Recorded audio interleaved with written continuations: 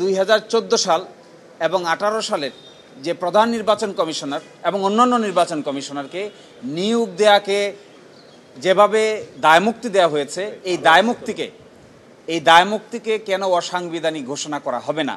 2022 সালের প্রধান নির্বাচন কমিশনার এবং নির্বাচন কমিশনার যে নিয়োগ আইন করা হয়েছে, এই আইনের 9 নম্বর ধারায় অতীতে যে দুটো নির্বাচন কমিশনার, প্রধান নির্বাচন কমিশনার এবং নির্বাচন কমিশনারদের নিয়োগ দেওয়া হয়েছে, যে প্রক্রিয়ায়, এই প্রক্রিয়াকে দায়মুক্তি দেওয়া হয়েছে।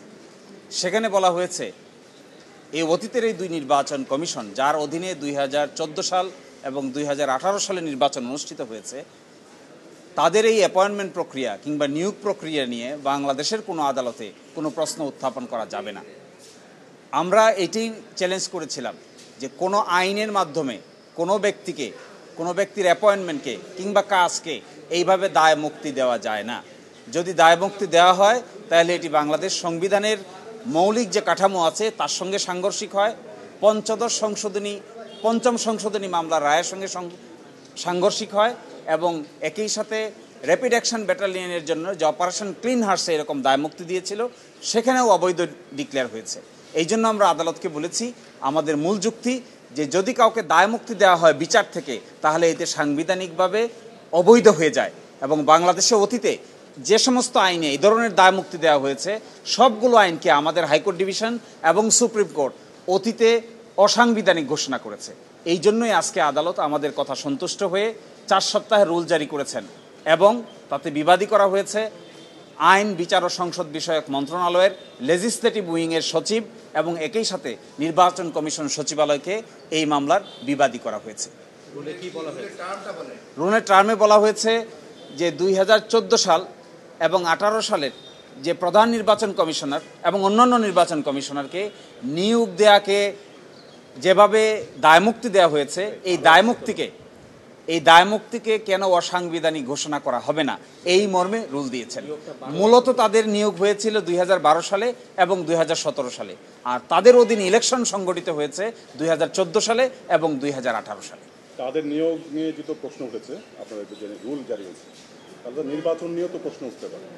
জি, যদি ওনাদের নিয়োগের ব্যাপারে বাংলাদেশের হাইকোর্ট ডিভিশন এই মামলা শুনানি অন্তে রুল অ্যাবসলিউট করেন অথবা আমাদের পক্ষে রায় দেন, তাহলে অবশ্যই কনসিকোয়েন্স আকারে নিয়োগের ব্যাপারেই যদি প্রশ্ন উত্থাপন হয়ে থাকে, তাহলে নির্বাচনের ব্যাপারে প্রশ্ন উত্থাপন হবে।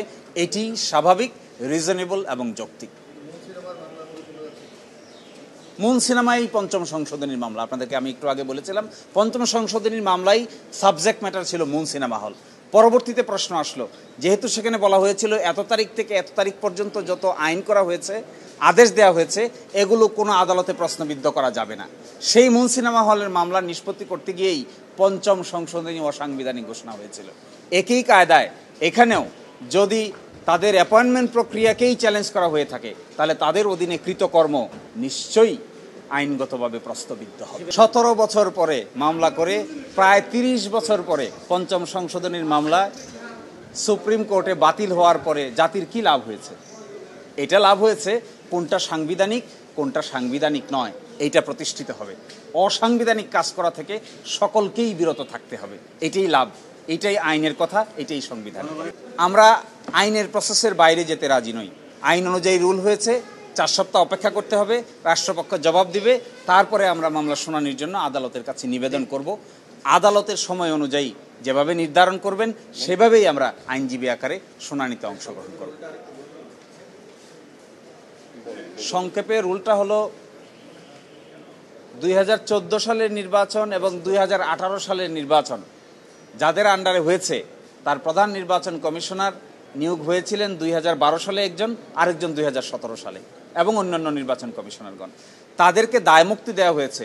রুলে আমরা এটাই চেয়েছি যে তাদের এটাকে দায়মুক্তি দেওয়ার যে আইন, এই আইনটা কেন অসাংবিধানিক হবে না, এই মর্মেই আমাদের হাইকোর্ট বিভাগ আজকে রুল জারি করেছেন। বাকিটা শুনানির সময় আপনারা সবাই জানতে পারবেন। 4 সপ্তাহের